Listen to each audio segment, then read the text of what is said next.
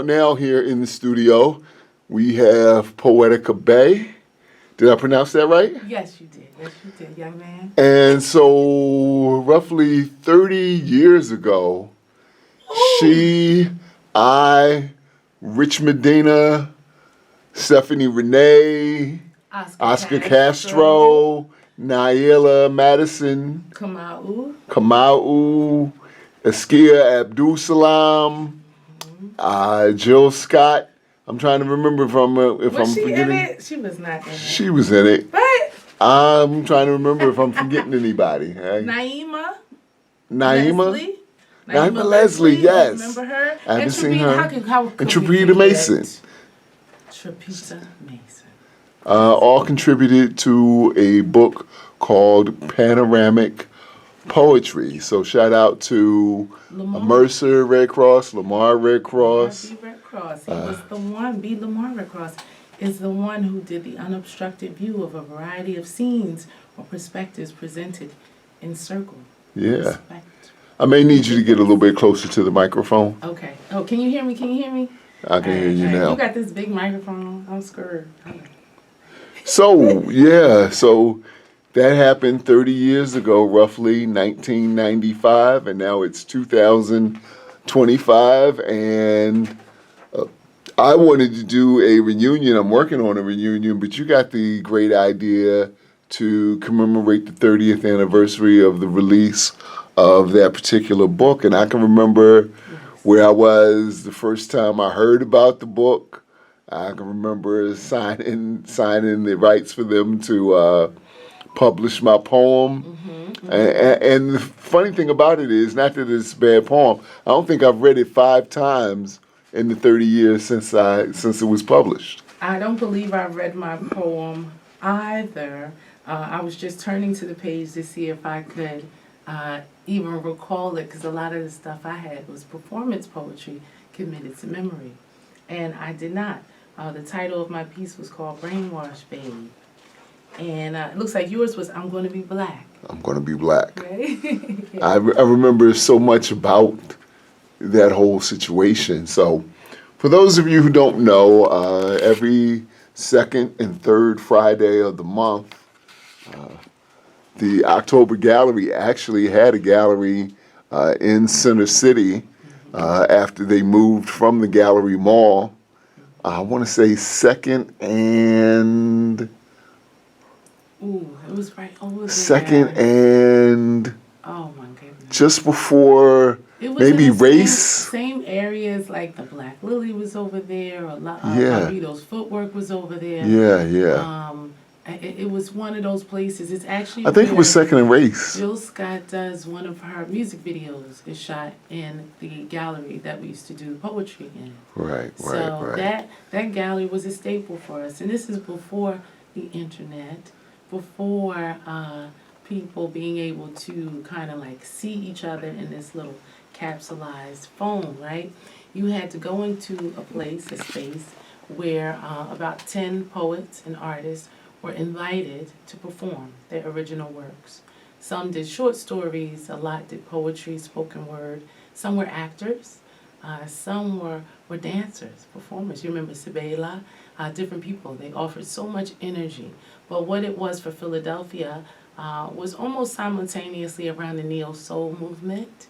So poetry was something that gave light, no pun intended, right, to the movement, the only movement that was here at that time. So you couldn't really cross, I couldn't see what was going on in Dallas unless I went to Dallas, because there wasn't any social media in that regard. We all came together and we read from our books. For me, it was my sketchbook. And Lamar had come to my school. I was a student at Moore College of Art and Design at the time, which was an all-girls female school. And Lamar, who was this young man, Capoeira Angola star, very handsome young man, right, with this Brazilian tan, because he would go to Brazil all the time.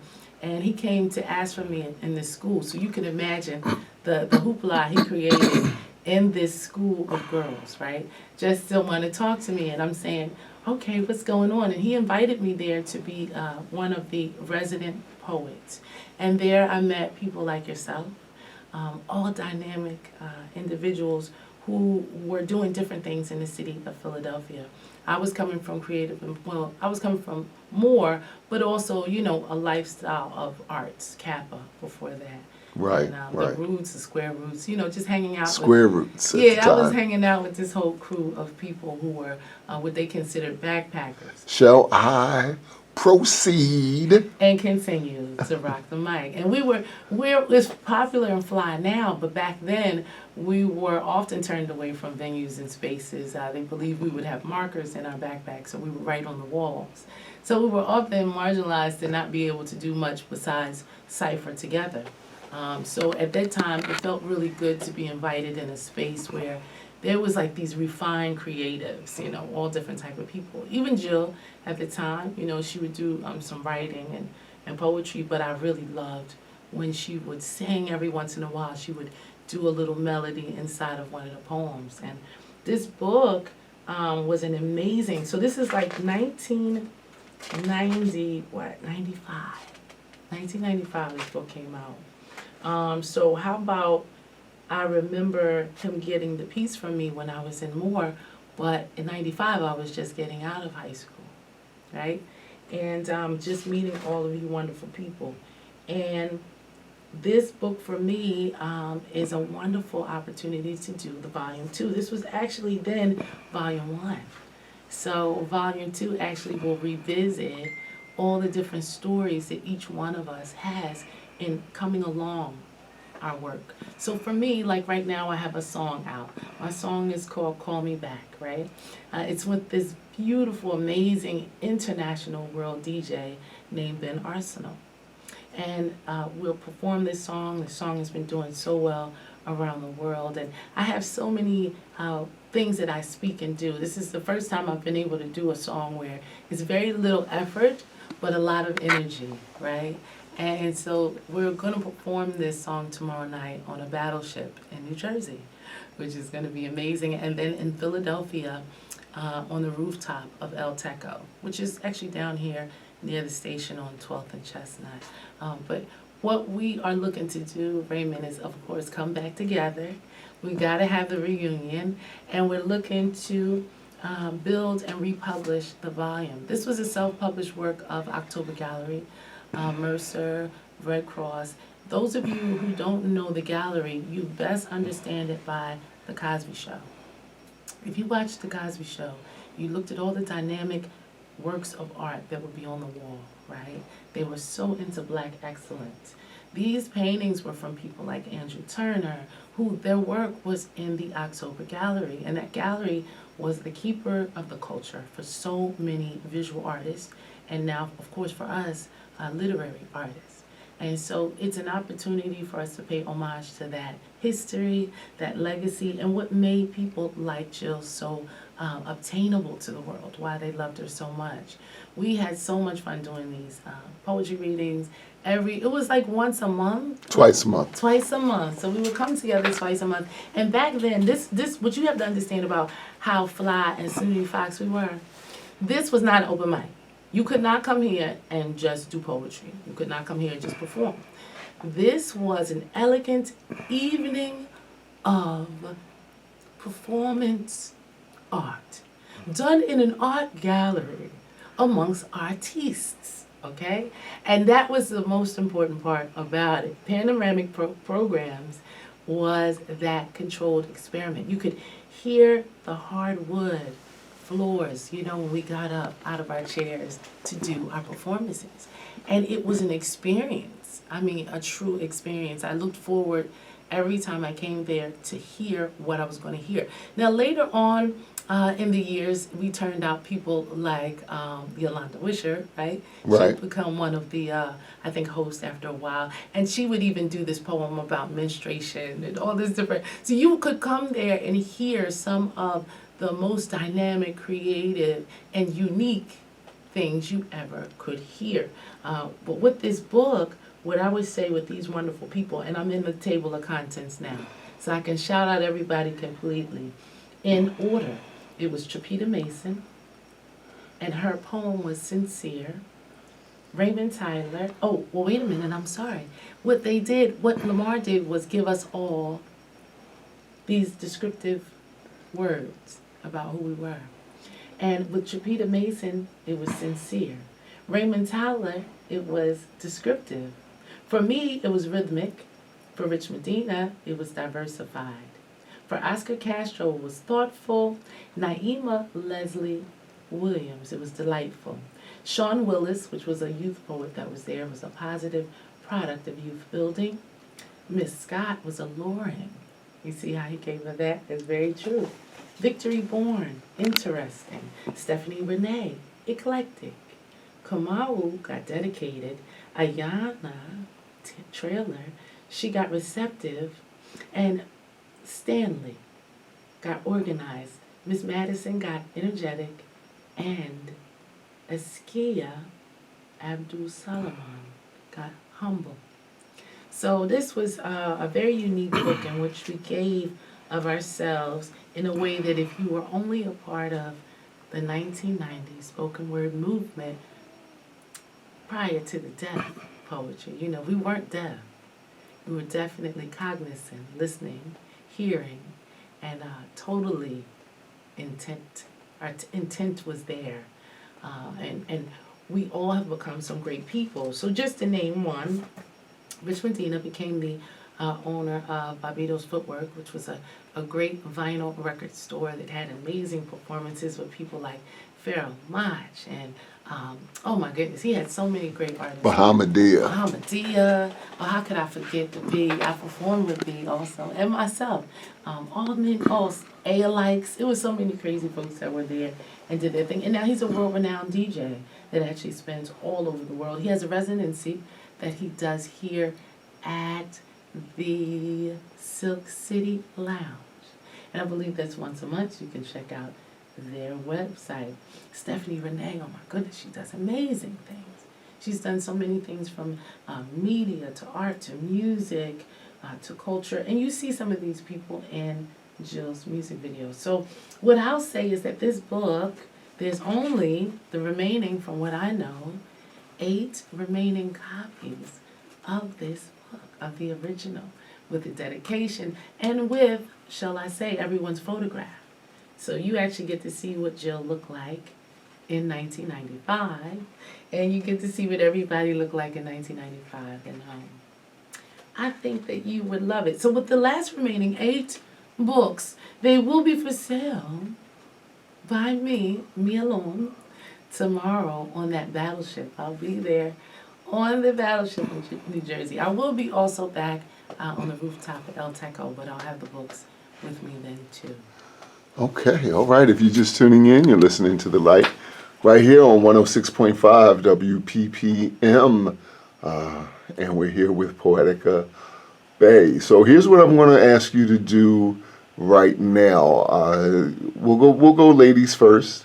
What I'd like you to do is, now I don't know, because Panoramic Poetry was always an unobstructed view, but you can't cuss on my radio show. Right, so right. I'm going to ask you to do, if there's anything you have to censor, Yeah. I'm going to ask you to read your poem from the book and censor your words if necessary. And then, after a while, I'll actually go back and read my poem. All right now, I like how that sounds. So this is from the volume, those of you who are tuning in, WPPM 106.5 FM. This is The Light, and we are reading from Panoramic Poetry, edited by B. Lamar Redcross. This is actually my poem from then, 1995, Brainwash Baby. He sees unfiled nails, tails long, curls like they natural, actually glued, done up all red, white, and blued. Bright white star on the thumb, mouth full of gum, couldn't pass without having an ass. Sister, he says, what's that? She says, flyer than Janet's black cat. In fact, may be hard for you to comprehend considering your style and all, but to me it's $45 worth of fly and all, baby.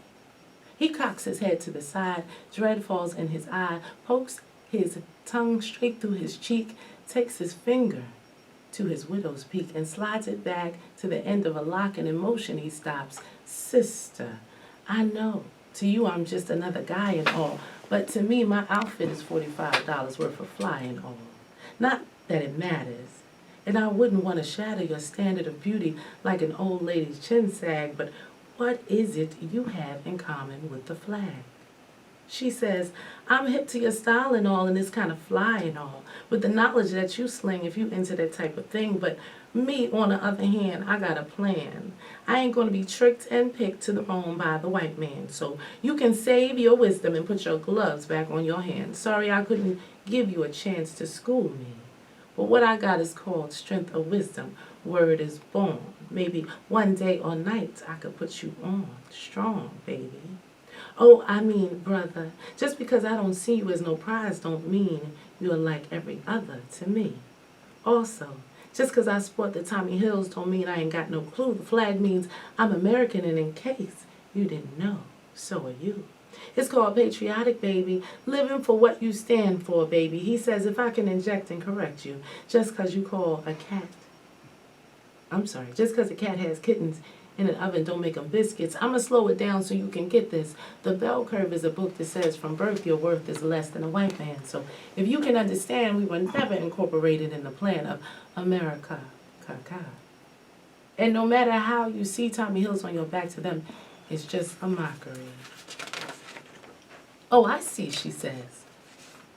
You trying to kick it to me like I'm a young one, a dumb one, a fool. I suppose that's why you walk around here like you're better than school. Bet you think the knowledge you got will last you a lifetime. Well, you can be African if you want to, but I'm in the right time.